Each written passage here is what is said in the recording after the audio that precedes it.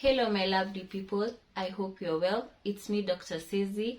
I'm back again with another video discussing about mental health, and today we're going to discuss about how to cope with grief and loss. If you're a returning subscriber, welcome back again. If you're a new subscriber, karibu, and don't forget to hit the subscribe button.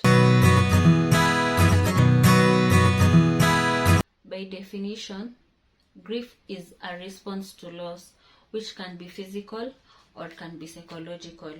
It's psychological, it will affect your emotions, and the main emotion that is the main thing that you usually feel is sad, but you can also be in disbelief, you can also be in shock, you can also be worried, you can also be angry. There are many emotions that are usually affected. Physically, it can affect how you sleep, you'll have insomnia. It can also affect how you eat. You'll have either decreased appetite or increased appetite. So it can affect those two aspects. The message that I wanted to pass is that there is no right or wrong when it comes to grief. There is no normal timetable when it comes to grief. It is an individual process. It depends with you yourself and your coping skills and your coping mechanisms, and you shouldn't be ashamed of how you feel. You shouldn't feel like when it comes to grief you should do this because other people are doing it, or that's the normal way people grieve. It is a personal experience and you should experience it individually. The reason why I'm doing this video and why this video is being posted on September the 3rd is because 9 years ago, in September the 3rd of 2012, I lost someone very dear to me. I lost my dad, and I wanted to share the experience and how I experienced it on my individual process, because how my mom experienced it is different and how my siblings experienced the death of my dad was different. You get? So I just wanted to explain my personal experience and my personal process. Okay, I wanted to start explaining by that day that he passed, September the 3rd, it was very early in the morning. It was around 4 a.m. I remember around, let's say 4 a.m. At that time I was in high school. I was in Form 4, and I was going back to school. It was the last term to do my KCC. Then so that September the 3rd was when we were reopening school. So it was the day that I was going back to school. Of course, when you're going back to school, your sleep is not usually the best because you're a little bit anxious, you're a little bit thinking about this will be the last night you're sleeping, you're going back to boarding school, that sleep is not usually the best. And I remember where we used to live at that time, you used to, when someone is in the next room and is on phone, you used to hear some mumbling, like you could hear that someone is on the phone, not the conversation, but at least you could hear someone is on the phone. So I remember that day in the morning, at around 4 a.m. I woke up. I had my mom on the phone, and I was wondering why. In my mind I was wondering who is she speaking to, but again I was like, it's not my business, let me just sleep, because you're going back to school the next day, in a few hours. So I kept on hearing her speak. She was speaking, and I felt her tone, she was not okay. She was in some it felt as if on my end, it felt as if she was worried. She was worried about someone. I started thinking, at that time I had a grandparent who was not well. I started thinking, is it my grandparent? That's the first person you definitely think, because when someone is ill for some time, you develop a type of grief that I'll explain later, where your mind is like, it's ready. You know, when someone is ill, it's like your mind is like somehow conditioned. So I thought, maybe it's my grandparent. But then I was like, oh, let me not assume. Then I decided I tried to continue sleeping. So I tried. I was just turning, and I had my mom started crying. I think it was like after an hour, my mom started, like, now her voice changed now from being worried now to she started crying. So I woke up. It woke me up, and I went to her room. And I remember that time my brother was downstairs, so my brother also heard my mom crying. Then so we entered. We knocked on the door. Then my mom opened. Then we started asking my mom what's wrong. She was crying. She was not able to speak. She was speaking, but we were not, I think in our minds, we didn't want to understand what she was saying, because she just told us, your dad is not feeling well. But now when my brother, we started saying, what do you mean? Because the previous day I think all of us in the house had talked to him, because I remember I talked to him because I was going back to school. So we talked for a long time. He talked to everyone rather. So he was like, no, it's not possible. You know, just talking to him, I was like, no. Talking to my mom, I'm like, are you sure it's dad or it's my grandparent? You know, it's just that I asked her. She's telling me, so your dad is not feeling well, you know. So I was like, okay. Then I put on, like, I started now, okay, he's not feeling well, but why are you crying? It was I don't know. Yes, at that time I was asking myself, but why is mom crying? Then my brother was like, okay, who were you talking to? My mom said she was talking to my uncle, who was where my dad was. They were together. So my brother said, let me call him to confirm where. So my brother asked my mom, has he been taken to hospital?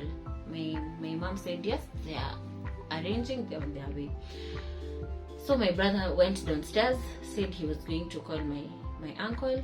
Then my uncle called again when my brother was downstairs. Then my uncle passed the message to my mom that my dad had passed.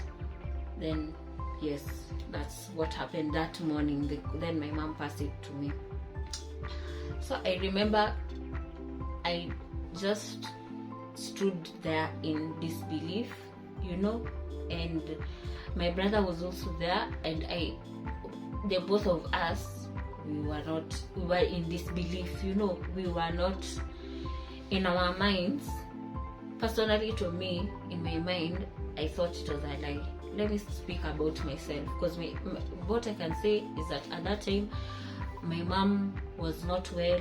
She was crying, you know. She you know, we needed to comfort her, you know. At that time, you need now to become an adult. Yes, I'm the last born, but at that time I needed to comfort my mom. My brother was in shock. He was just in disbelief. He was like, no, I have to call him. Let me go. You know, at that point you're in denial. And for me, I was just in disbelief, and I was also actually 100% in denial, because I expected a phone call back again to my mom to tell my mom that my dad is okay. So in my mind, I was, because it's nothing that has ever happened to me in close, you know, I've never lost a parent, so how do I know how to handle such a scenario? Yeah, so at that time, that's the morning hours. Now that's we in disbelief. Then my aunt came. Then we had to pass the message to my sister. At that time, she was not in the country, so we had to call her and pass the message. And I remember my mom and my aunt were the ones who passed the message, but I was there. And of course, now my sister handled it differently, considering she was not even in the country. You know, that's now another whole story about her, because she was not in the country, and she also, the support system, you know, it's different, because if she had been with us, maybe I don't know, it wouldn't have been different, but maybe we would have been there even to comfort her. Not even her being away was even making it worse for us, because we were wondering how is she wherever she was. Yeah, so of course now when someone passes, people come to your house, they visit you. And I remember at that time I just wanted to be in my room. I didn't want anyone to disturb me. I didn't want people to knock on the door. I just didn't want anyone. I just wanted to be alone, because at the back of my mind still, I'm still telling myself that Dad is still okay. I was still in disbelief. It was like, until I see his body, until I see him resting wherever he is, that's when I believe. I was in disbelief. So yeah, so he died on a Monday. I remember very well, it was on a Monday morning, and we were planning the burial that same week on Saturday. So of course everything was hastened. So so everything was like, you didn't even have time to even take a breather, because you have visitors want to talk to you, everyone wants to talk to you, everyone wants to tell you sorry. And I don't refuse someone giving you condolences and sympathy, but at that time, when I was in those shoes, I did not want to hear anything. In my mind, my personality is that I overthink a lot. So when people tell me sorry, in my mind, I start thinking, you have 2 parents, why are you telling me sorry? Are you really understanding how I'm feeling? When they say, we understand how you feel, are you really understanding how I am feeling? Because I'm sure you're not understanding. Okay? Yes, so I was, at first, you see that I was in denial and still in disbelief, and now I started getting angry with people. I didn't want people to talk to me. I just wanted to be left alone. So we made the plans. My sister came for to Kenya. Then we now went home, where now to bury Dad. So on our way, Mom talked to us and told us that we can go view the body where it was in the morgue. We can go view the body, then now we go to the village. So we went. I think that's my first time I actually entered a morgue and actually saw a body, and actually saw my dad. And I looked at him, and in my mind I started bargaining with God, and I started telling God, just make him breathe, and I promise I'll do. You start bargaining. You're like, just make him open his eyes. I started touching him, and I'm like, I'm just expecting a miracle, because on our way there, I still started now talking to God and telling God, please, just let it be a lie. Let it be a lie. It's not possible that he's dead. Someone who I just talked to the previous day, and I just wanted it to be a lie. And when we get there, people say, I don't know. I even was begging it to be a bad prank. I was just saying, it's not possible. Let it be a lie. And yeah. So that time I remember when I saw him was now when that's the first time I actually cried. Because before I was in a moment, yes, I can't even explain it. Yeah, so that's when I cried, because now at that time it was like I now knew that my dad is no more, and now we went back. Now we went to the village.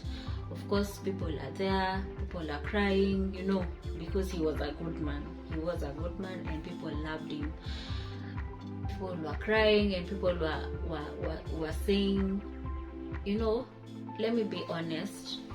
I was talking to my aunt, I think around a month and a half ago, and we were discussing about his death, and I told her, to be honest, I can't remember that period.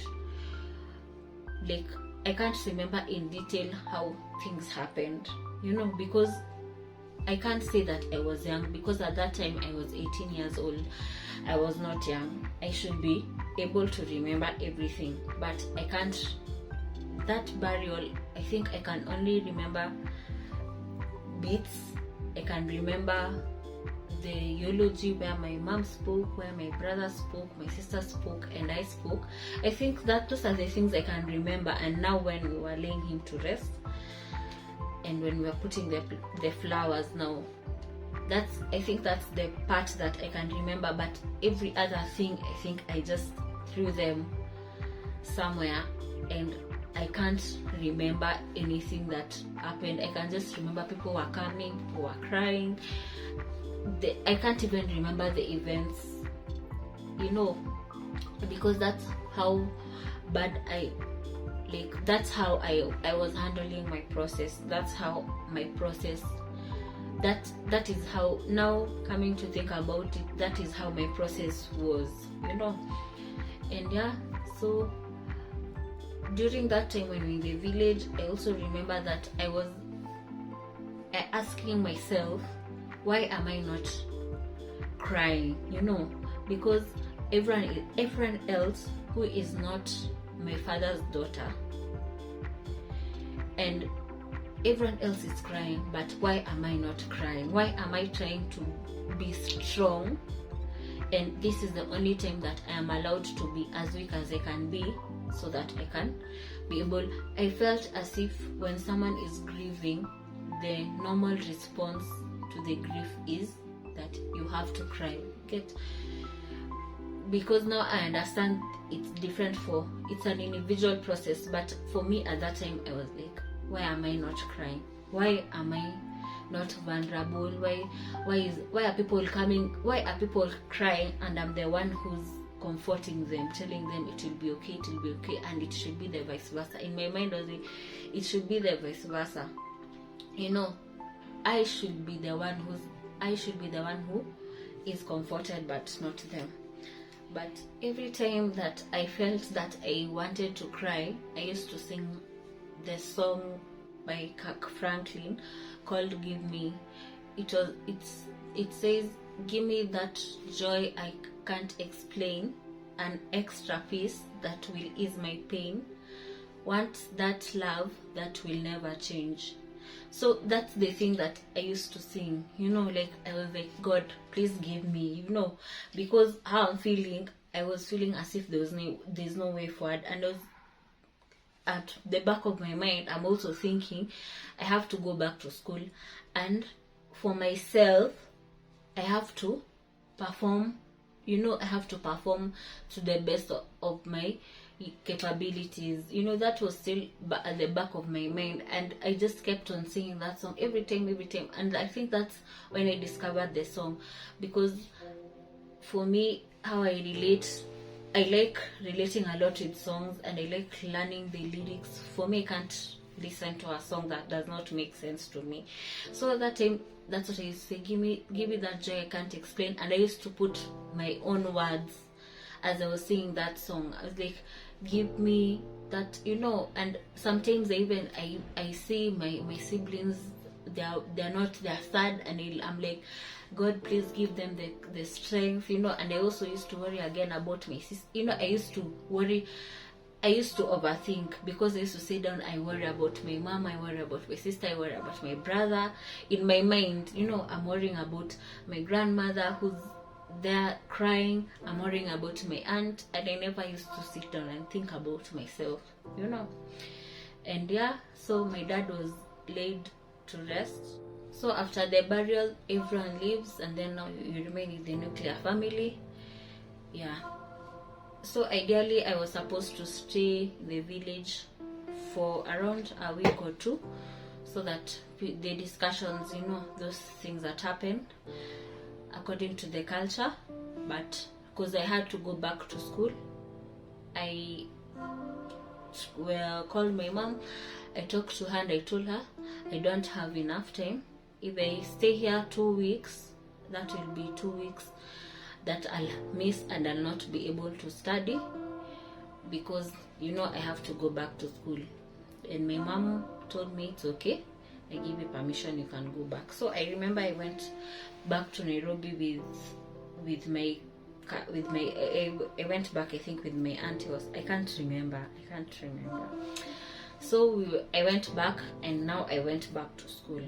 And of course, going back to school, things now changed, because the people I used to talk to, the people I never used to talk to, started talking to me, and I felt, again, I have a lot of anger in me, because I felt, if you never used to talk to me, why did that death have to happen so that you can start talking to me anyway? And I remember I also was really, really insisting that every time I think about my dad, I was just like, I have to read, because the previous day before he died, on the Sunday, we had discussed about my education, and he had told me what he wants me to do in university and the marks that he wanted me to get. Like, was like, don't go below this, when we were discussing. And that's what I kept on thinking. And I remember my third term, what made me go through it was a friend of mine who had also lost, I can't say it's a friend, yes, now, but we never used to talk a lot when I was in high school. But she came and approached me and told me how she handled, like, how it was when she lost a parent. She also lost her mom, and she explained to me how it was and how she handled it, and now that's when I started feeling like now I can relate with her. And that's when I got someone who at least I can be able to tell anything, because I feel as if we were in the same level, in terms of now we could be able to tell each other even when things were bad, because everyone else, I felt, that was not understanding me. And yeah, so I finished high school, and my results came exactly how my dad told me, the exact results that my dad had told me the previous day. You're going to get math, this, geography, this, everything, chemistry, this. That's how I got them, weirdly enough. But I remember when I got my results, I felt again another, my heart was heavy, because I felt like I needed him to be there, so that to tell me that I am proud of you. Because I don't dispute my mom telling me that, but your parents are different people. They have different personalities. How your mom tells you don't do this is different with how your dad tells you, and you can relate in those terms. And yeah, so I just felt if my dad was here, he would have been proud. He would have told the whole village, he would have, he would have been, I don't know, yeah, it would have just been different. And my mom tried now she fits, she was now trying to fit now both shoes. And she told me, when you talked to dad, what did you agree that was going to be your gift? And I told her, she said he's going to get me a phone, and my mom did that. My mom got me a phone, and yeah, and when she got me that phone, I felt,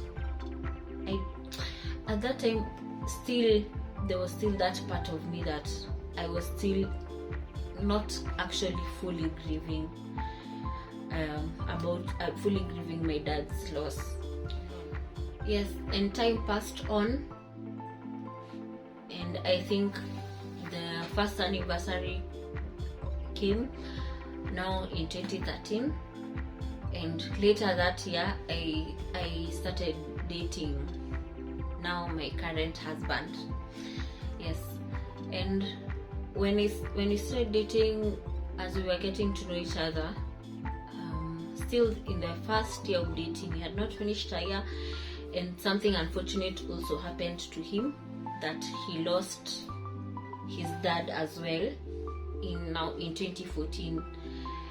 And after that, now things changed for me, because now that's the first time now where I was able to cry, like cry, like it was as if dad's death was happening again, because I was with him throughout that time, and it was like our dad's death both had a lot of similarities, in that it was sudden death. You didn't expect it. The age where my dad died, and the age was in their 50s. There were people, they had a lot of similarities actually, and it now hit me when we started discussing now about our dads, and that's where now I used to sometimes just sit down and cry, and now release everything that I think I was holding. I had put that whole process somewhere in my mind, so that I put it aside and start thinking about my school. I have to finish school. That was what was running in my mind. So I withheld the grief, continued with my studies, finished my studies, and then had another experience with starting now university, starting med school, which was also hectic, and also it also involved a lot of things. And then I had put it aside, and that's now when that whole memory and all those things that I'd put aside now came to light, and I started now unveiling and crying. And every time, after almost every week, we're just there, we're just feeling sad, we're just crying, we just say, I miss my dad. When even you look at your phone, I even had not deleted my dad's phone number. I look at the phone number, I call the phone number. You just want to call it so that at least he pick, in your mind you're like, maybe he'll pick up the phone, and that's now when that's when I think I reached my stage now of acceptance, like not really acceptance, but I reached a stage where now I can accept the thought that maybe things will be okay. I never used to see like there was a way where things was okay. I used to feel as if I'll die, like I felt as if I'll die before I start experiencing the grief, before I start experiencing like accepting the loss. I just felt in those terms, because at that period you find that you're even sometimes even depressed, because you're not acknowledging that he is gone. You're still in you're even my stages of grief were all jumbled up, and at least the fact that I got someone who I was able to talk to openly, and one is openly, and two, now you have, as I explained even with my friend in high school, now I have someone who I'm in a relationship with, who understands what it means to lose a dad, who understands what it means to lose a parent, who you can be able to talk to freely, who you can cry together. And now it was different for me, because now as we continued with our dating life, as the years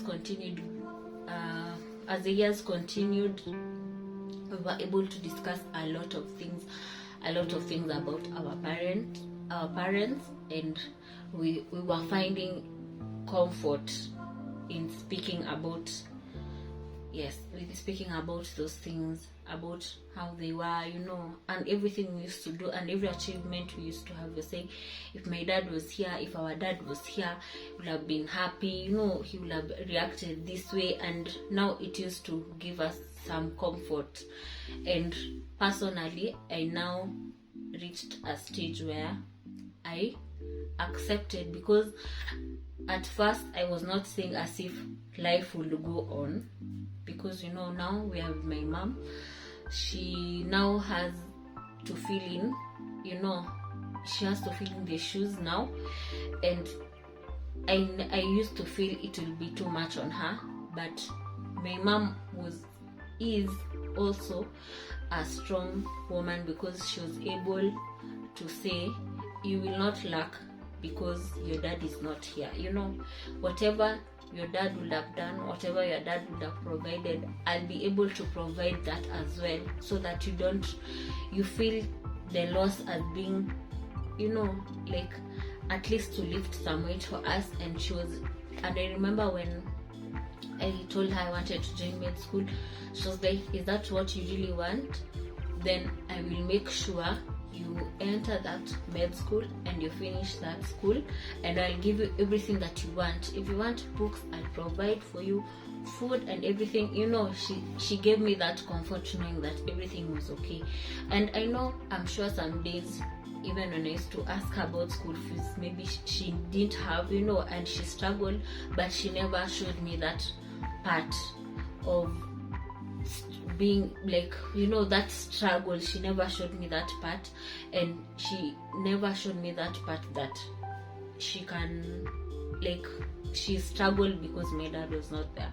And that was also what actually helped. And also what also helped me now when I started accepting was, as I was also now talking to my sister, we were now also able to some things even to laugh about. You know, now when you think about him, you're even smiling, you know, you're even laughing, you know, you're laughing at some things you used to do that were funny, you're happy, you know, you start saying, but dad, you know, sometimes you're saying, if he was here. And you know, even things changed in our lives. I am now a doctor. I wanted him to see him. My sister has her family. She wanted him to be there. You know, if he was there, he would have been happy, he would have been proud. Yeah, you know, like now things have changed. We just wanted our dad to be there, you know. But yeah, I think as of now, I'm okay. I already accepted the loss. Every year when it reaches this time of the year, I just feel, you know, like in my heart I feel I'm a little bit at peace. I accept, you know, I just think about him and I think about his good memories. And sometimes I read those things where you say, you know, you just wish you had a day with him, you just wish you had an hour with him. But I just keep on telling myself, like, he's there, he's somewhere, he's watching, and he knows he's watching, and wherever he is proud of the person that I have become. You get? Yeah. So that's like the short story that I wanted to explain, and I wanted to be able to come to you now as a person, not as a doctor, and show you that sometimes, like, we are all human, and we all go through good times and bad times. And at least for this, like, I'm able to relate with some of you where you're experiencing grief, you know. Yeah, I hope you liked the story time. So guys, because the video is long, we're going to do 2 parts. This is the first one. The second one I'm going to be uploading in the coming days. And I hope you enjoyed the video. Don't forget to subscribe, and remember, if your mind is not okay, you are not okay.